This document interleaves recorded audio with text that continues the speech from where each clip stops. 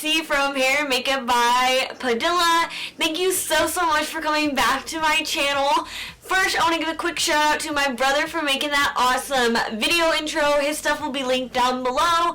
And if you haven't yet, definitely go check out my Instagram, Hair and Makeup by _Padilla. Same way it is spelled here. Today's video is going to be another one that dives in a little bit deeper to personal life stuff.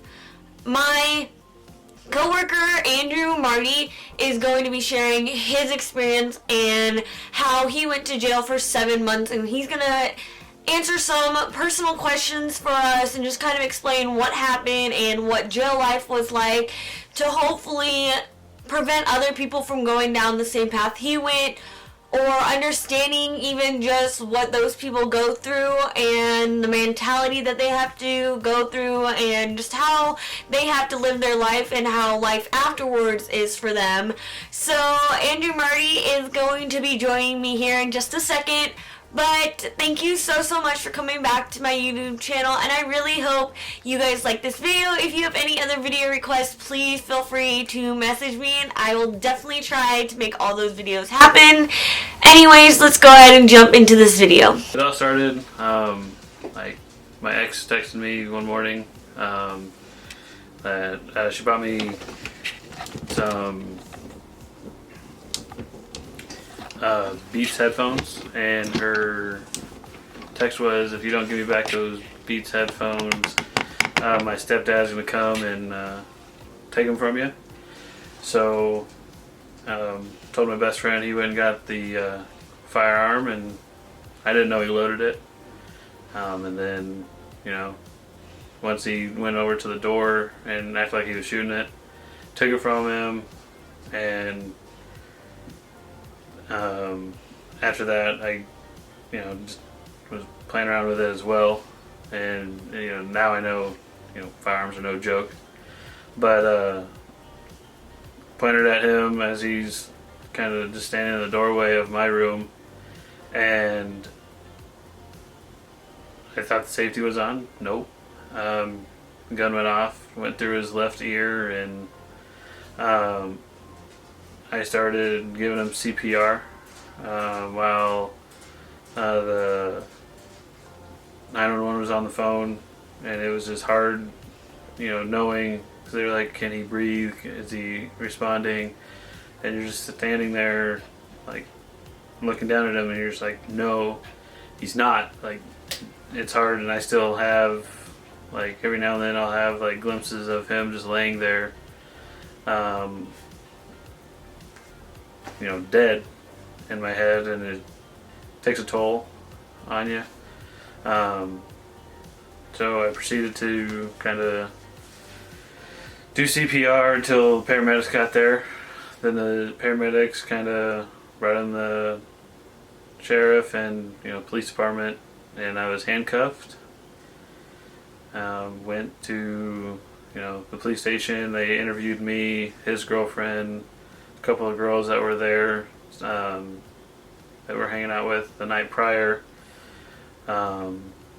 So I was still, as I'm being interviewed, his blood isn't soaked into my clothes, dried up, and it's just, rough as you're just sitting there, and the cops are like, have you had any military training? And I answered, yeah.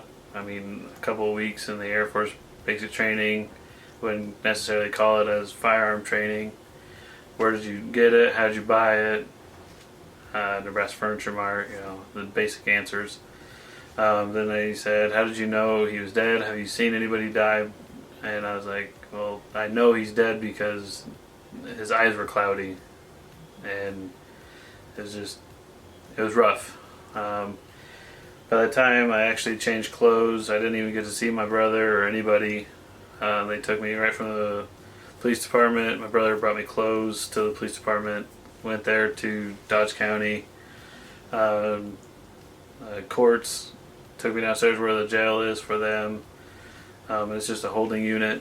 And then slept there for 3 hours. And then after that, they took me to Saunders County corrections were kind of Sanders and Dodge kind of have a contract with each other to house Dodge County like jail inmates.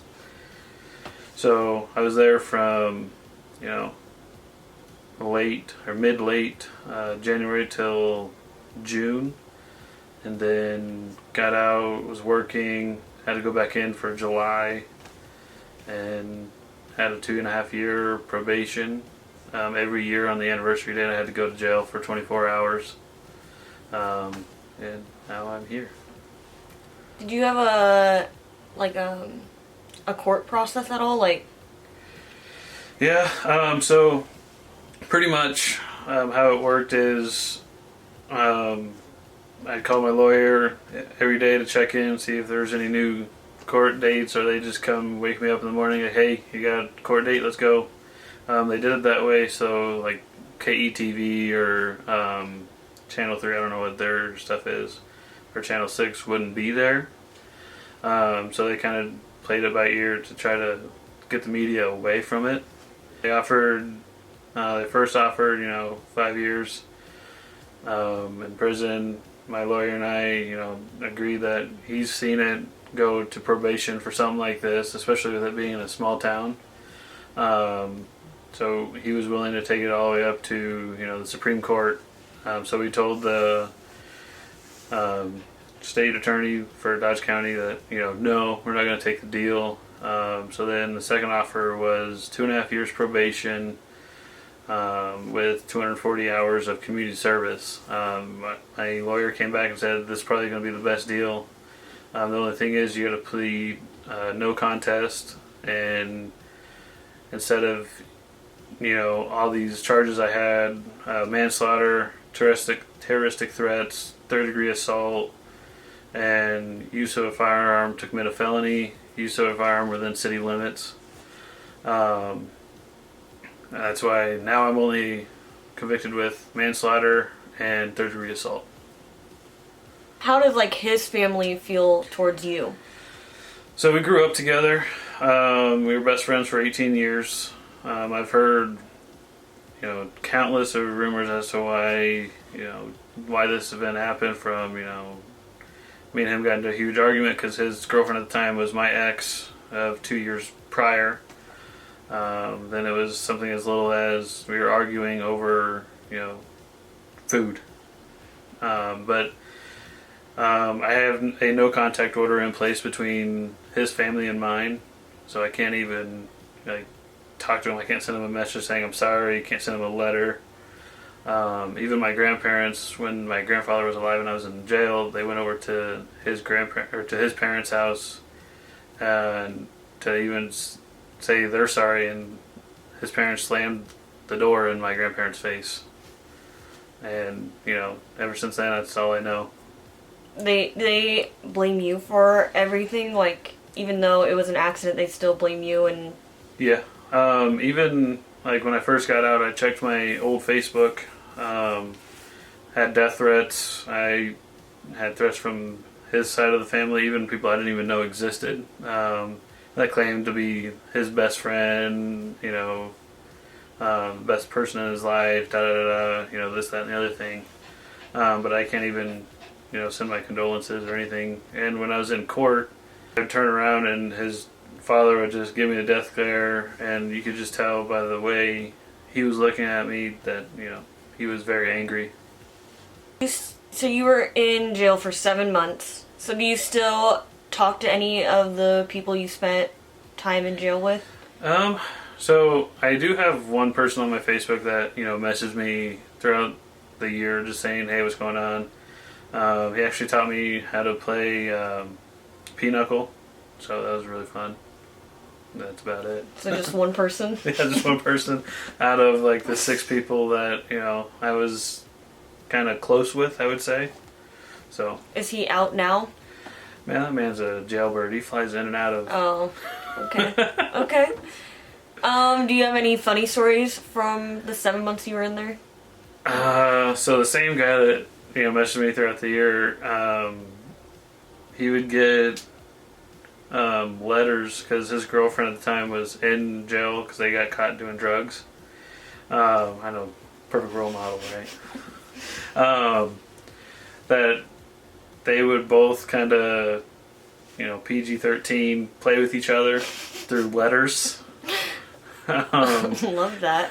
While I was in the room, he'd be like, "Hey, don't look down," because I'd be at the top bunk, and he would trace his, on a piece of paper, and send it through the letter system, and Don't they check the mail? How do they not flag that? They check for photos. They don't read the letters. Oh, okay. Yeah. Wouldn't they see that and be like, no, red flag, can't do this? I mean, it's not the worst thing that I've seen. I've seen some dudes get letters where the lady, kind of on the letter and dries it with a hair dryer. Oh my gosh. Yeah, the letters that people would write would be, pretty nasty. Do you have any other, funny stories that maybe you just, witnessed? A lot of fights. It would be over, card games. Or someone didn't want to pay up after losing a bet. We'd bet sports, and how you would normally bet is with money, but in jail you bet with milk. Or with food. And if you didn't pay up, bath time.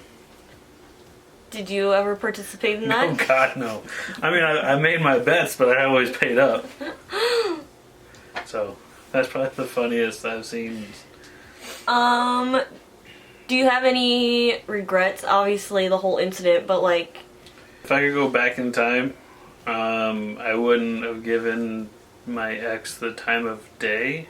But at the time, she was the only person that was there for me, even when it happened. Besides my best friend, Sydney, who I've been friends with, I'd say about 10 years now. So, her and I still kind of communicate off and on. My friend, not my ex. But, yeah, she's more like a sister to me now. Just because I can go to her for anything. Was she friends with you when the accident happened? Yeah, so she was actually there the night prior. She was hanging out with her boyfriend at the time. Came over to talk to Kevin and I, and in the letter she said it's weird how one day you guys are together and laughing about everything, and the next he's gone, and I could only imagine what you go through. Did you have any favorite foods while you were in jail? Biscuits and gravy, Oh. I don't know what they do with the biscuits and gravy, but the sausage crumble with biscuits, it was on par. And every Tuesday was pancake day. Oh. So Tuesdays were my favorite. Do you make any crazy foods? Yep. Jailhouse burritos is ramen noodles, crunched up Doritos, literally any ingredient you can think of is just tossed up in a bag, and then put it in a little coffee cup and put water on it, put a book on top, roll it in a tortilla, eat away. Sounds like some healthy food. Oh yeah. Up in there. Did you have any scary moments throughout the whole thing? I'm sure you had many, but even when it first happened, were you absolutely terrified, or? When it first happened, adrenaline just kicks in, and you're just like, "What did I just do?" I rushed over there, immediately started performing CPR, and as his girlfriend called, 911, they were like, "Is he breathing?" Da da da da. And so, but when I was in jail, the most scariest part was the first morning. I had a guy that's come up and put the newspaper on the window and was like, "Is this you?" And, in your head, you're like, do I say yes? Do I say no? Because you just don't know what the atmosphere's like. So, watching TV, you're always, in jail, you're always like, yeah, yes, man, or yes, sir, ma'am. So I said that to this guy. Yes, sir, that's me. And he was like, "You doing all right?" Like, he was actually kind of nice about it. So then later that afternoon, they opened the doors for everybody to go, like, hang out in the lobby, I guess. Not really lobby, but whatever they call it. And, he was just, keep your head up, man. Like, this will blow over. Life will be better once it's done. Tell me a little bit, like, what's going on. And my lawyer said, don't tell any details to anybody. Just because, it could be used in their case to get a better plea deal. But I didn't have anything to hide because what I told the cops was exactly what happened. So I told them exactly what happened, kind of what I'm doing now. And he was like, man, that's rough. I'm in here for drugs. So definitely not as extreme. Do you feel like the 7 months you spent in there went by fast, or was it like the longest 7 months of your entire life? I'd probably go longest 7 months of my life. Just simply because you didn't know what was going to happen the next day. You wake up and you're just like, am I going to court today? Am I going to get a phone call? Is anybody going to come visit me today? And it's not like in the TV shows or movies for county. It's literally you're on a computer screen video chatting, like on a Zoom call with whoever's visiting you that day. And you're only allowed one visitor a day, 3 a week. So you had to really tell people, like, hey, I'm going to visit with you next week, or so you really had to pick and choose. Who came and visited you the most? So my grandparents came up every Sunday after church, and they were like, hey, we got the church praying for you. They know it was an accident. They know that you guys grew up together. And hopefully, this will blow over.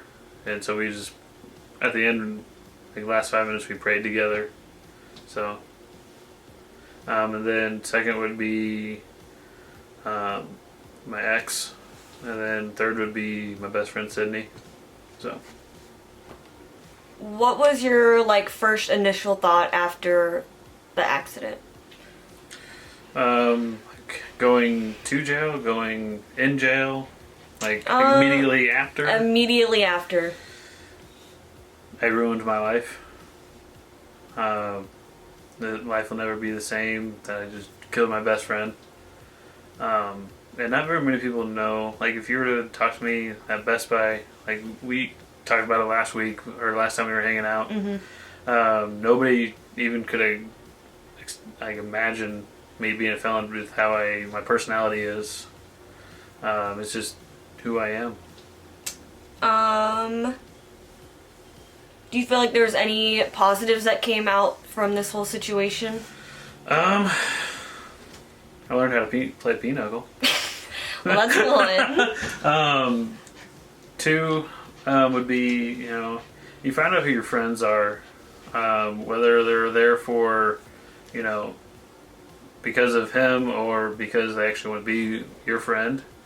A lot of my friends were only my friends because of Kevin. So now I know exactly who to go to for help. What was the first thing you did when you got out of jail? Well, the first thing is 7 months. You're a guy. Ex came over. Oh gosh. So I'm be honest. The first thing I did, went and got my license renewed, because when you're in jail for 7 months, I had a speeding ticket. But they waived it because I couldn't go to court. So they waived it, but I was suspended until I paid a little fine. So that was the first thing I did, and then kind of went to his grave and just sat there and cried for probably 2 hours straight. Were you probably weren't allowed to go to his funeral at all? No. I wish I would have, but at the time, everybody that I was in jail with was like, dude, you don't want to do this, like, you don't want to go. A, it'll cause some anger in his family.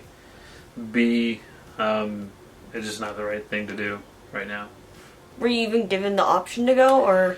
No. I asked my lawyer, and he asked the defense attorney, and he was like, nope, he ain't going.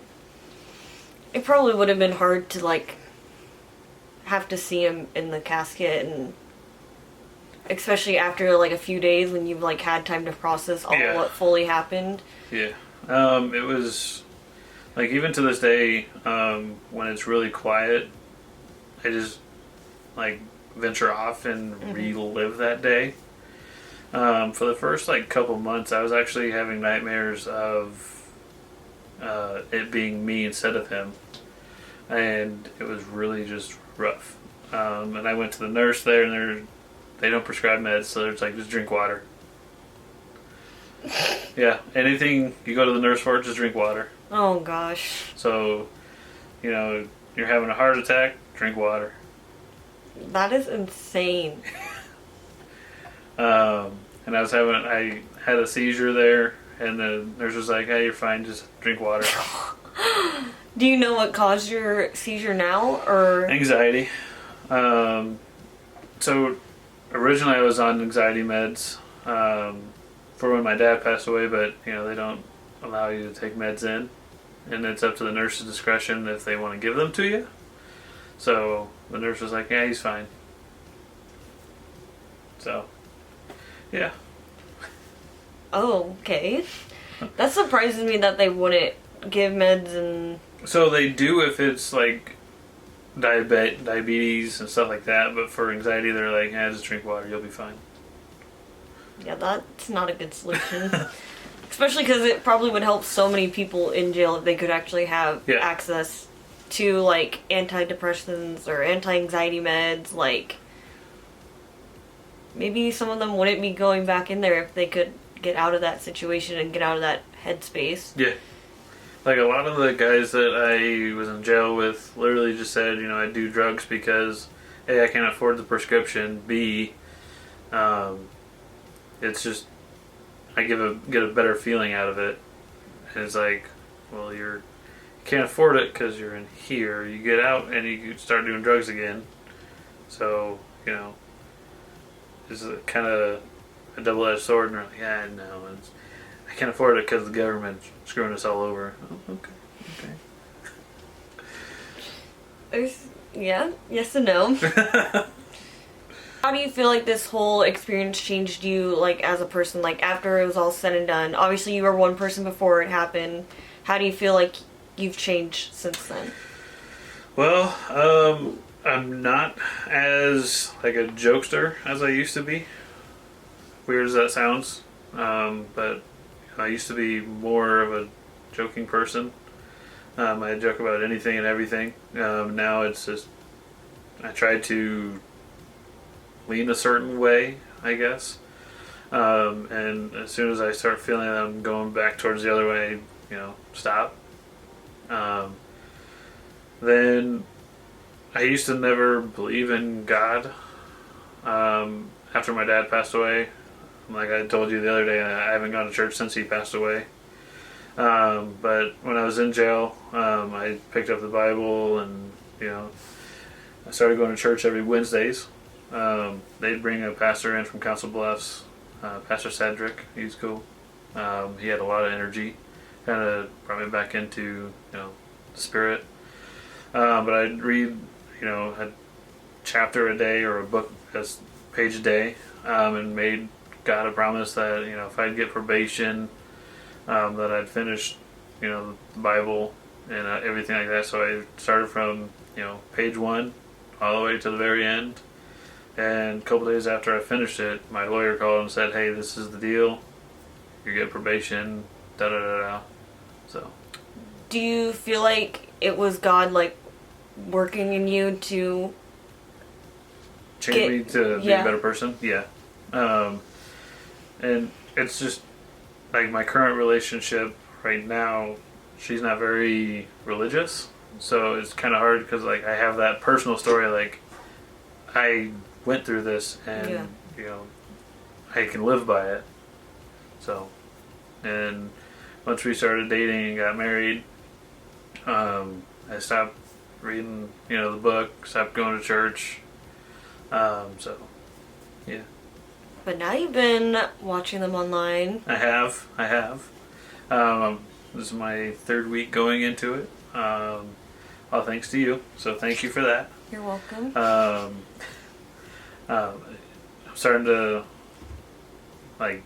feel a different way towards life now. Ever since I started going back, I haven't read the Bible recently, just because I can't find my Bible. So either I'm gonna find it or buy a new one. Do you have any did you ever go to therapy after this or during it? So if you go to therapy there in jail, it's what I've been told is it's just a weirdo asking weird questions. So, at the time I was like, yep, nope, not going. So then once I got out, I tried to go.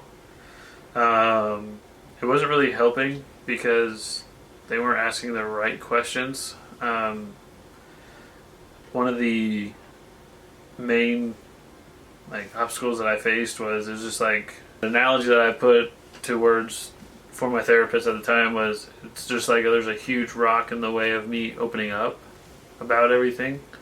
So she didn't help minimize the rock or kind of move it. So it was just real hard.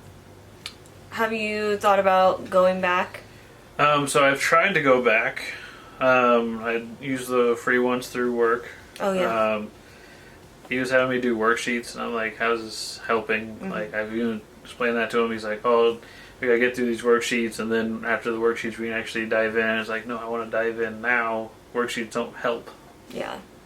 Talking helps, not doing worksheets. I agree. I've never had to do. I think maybe once she had me do a worksheet, and she has never made me touch another worksheet since. Yeah, no. The first 2 times he was like, yeah, we're gonna for your off period, you're gonna do, these 3 worksheets, and then we'll talk about them next week. I'm like, no. So are you gonna try to find another therapist, or? Yeah, I'm gonna try to find one that's in person, so that way I can actually physically see them. Or granted with the COVID, can't really go in person places. So. My therapist is in person, but you have to wear the mask the whole time. But it's at least I can go in and talk to her and sit down and actually be in a different room. Yep. When I was at home doing it, I'd be worried about someone hearing what I'm talking about, and for me, I don't want to have to worry about who's listening. Yeah, when COVID first started, she was doing Zoom calls, and same thing. I'd be like, I'd tell my whole family, I'm like, don't come upstairs. I'm in therapy. I don't want to have to worry about you guys listening in. And the same thing for my brother. He would either go in the basement or come up here, and we would just try to stay downstairs and not listen in on his conversation. And since therapy doesn't work, I kind of distract myself with video games or with work. Last year when I was working 2 jobs, it was just simply because A, I needed the money, and B, I was just feeling real anxious about what happened and everything. And with my wife being ill, it's kind of hard to talk to her about everything. And my mother-in-law doesn't really. She helps, but she sees it a certain way than I do, so it's kind of hard. Yeah, and people that aren't therapists don't know how to word situations, or how to get you to open up more without accusing you or making it sound like they're attacking you. Yeah. That therapists know what words to say. Okay. Do you feel like you have PTSD from it or anything like that? Yes. Like I was saying earlier in the video, during certain times of the year, like his birthday, anniversary, I'll just I try not to work on those days because I'm not the same person I normally am. Random times throughout the day, if there's nothing, if I'm driving and I'm just stuck at a red light, I'll tend to venture off, like I said, and relive it until someone honks at me. What year was it that this happened? This happened 2017. Okay. No, 2015. Oh, okay. So how old were you when it happened? I was turning 19. Literally, when it happened, I was 18. Oh So my I turned God. 19 in jail. You gotta spend your birthday in jail. Did Yep. they do anything to celebrate for you? Coffee cake. Coffee cake. Okay, explain what that is. It's just coffee and like I don't know how they made it. It was just I don't know. Was it good? People in jail make it? Yeah. Oh, okay. For all you don't know, that Gwen's over there. So, Gwen has entered the room. I see it. Gwen has entered the chat. but no, I was playing Pinochle and they just came over and put it right in front of me and I was like, what the heck is this? And they're like, just eat it. So I gave it a shot and I was like, not a real coffee fan, so they're like, yeah, well at least you tried it. And so then they shared it with whoever's playing Pinochle, so. Did they sing happy birthday to you? Oh God, no. Nothing like 30 to 40 and 50-year-olds sitting there talking smack over cards and they're like, yeah, happy birthday, fucker. Was there anyone in there that was like worse off than you, like with what they were sentenced or like what they were going through? You know, my original cellie, that's what we call him. He was in there for, you know, I want to say child support. Oh, okay. And he was actually sentenced to a couple of years in prison because he refused to pay. And after so long, you know, the government's like, hey, we're just going to come arrest you and take you away. And he tried fighting it, saying that, you know, the money's not going towards the kids. And the judge was like, nope, listen, you're just going to go away for a little bit. So, yeah. Any point did you think you were gonna go to prison? So out of my entire 7 months, I was cellmates with 8 other people. So 5 or 6 of them were like, dude, you're not getting probation, quit getting your hopes up. And then we'd go to like the law library is what we'd call it, and read like the terms of manslaughter and like what's the worst that can happen, and worst that could have happened was life, 10 years minimum, but it's always up to the judge. So I was always fearful of, you know, going to spend the rest of my life behind bars. So what was it like when you had to tell your wife what happened? Like, how did she handle it? So literally how I told her was literally 2 days after, you know, we started texting back and forth, because we met online, through an app called Meet Me.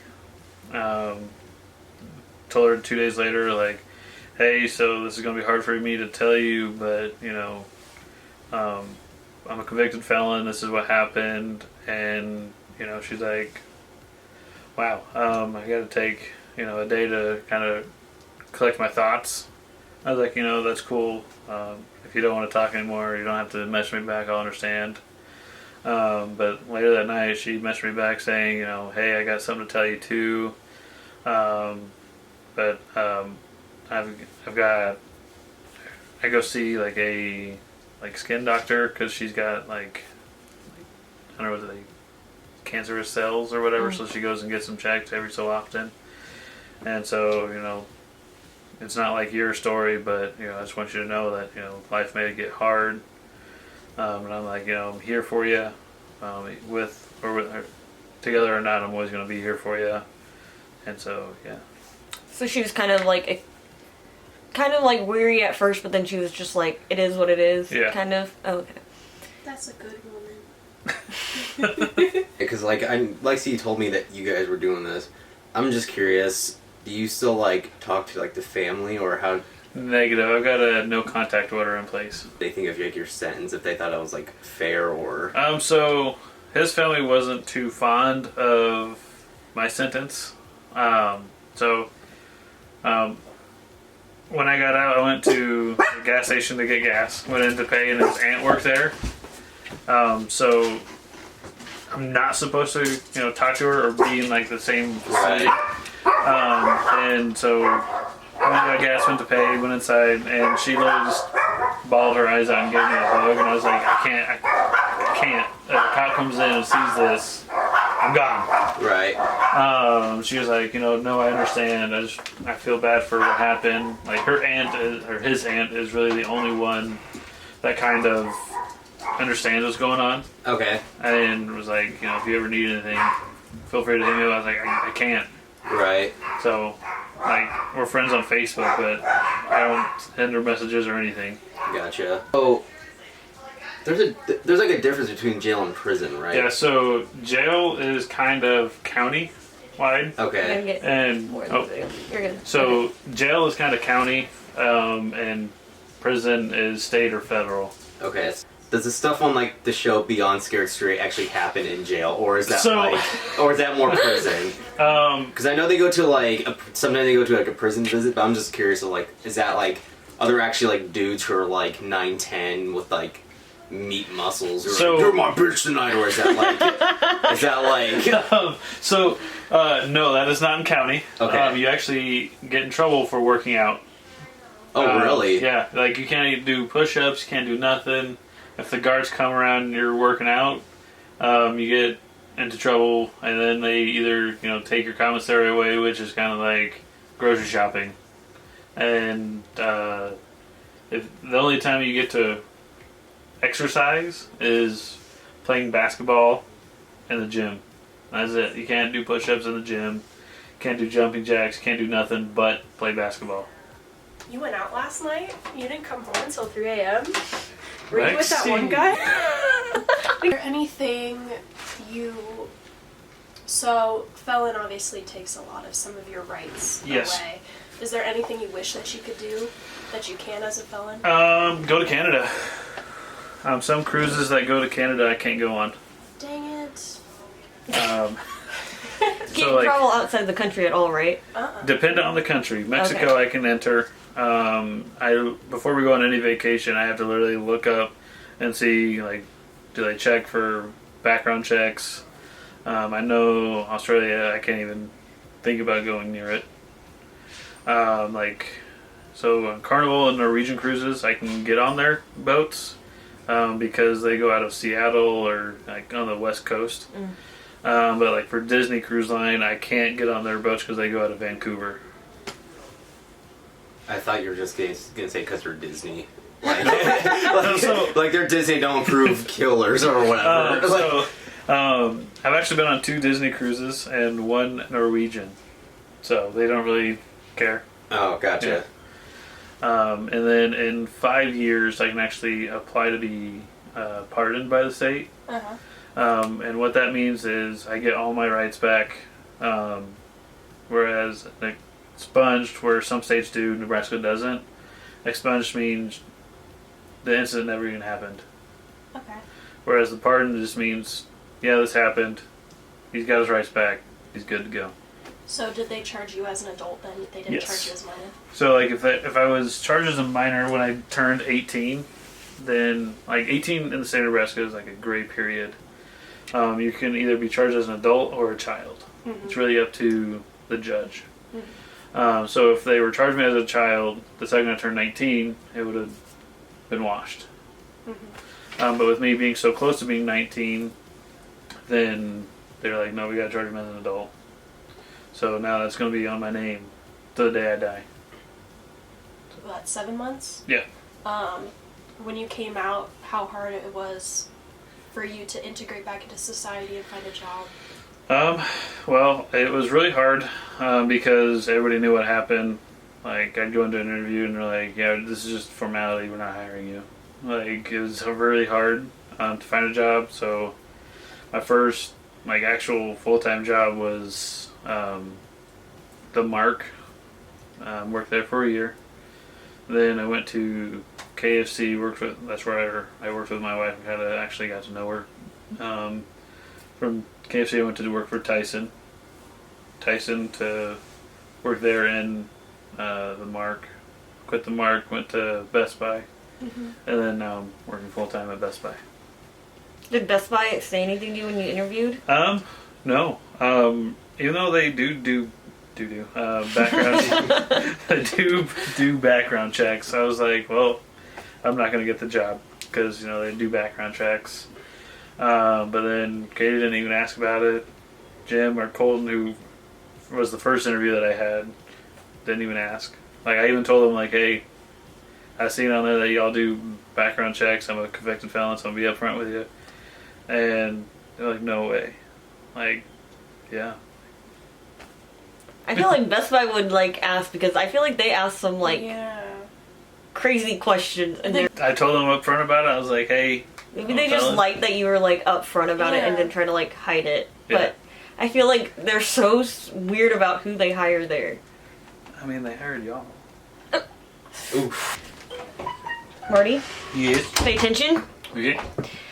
Alright, Marty, thank you so much for answering any of the questions. If you guys ever feel anxious or depressed, you can always message me. I'm sure Marty will be open to talk about any anxiety you have, or if you have a similar situation, or just need to talk to someone about your experience that you've been through. Definitely reach out to either one of us. If you need to reach out to me to get a hold of him, we can always do that as well. Thank you so much for coming back to my channel, and have a great rest of your day.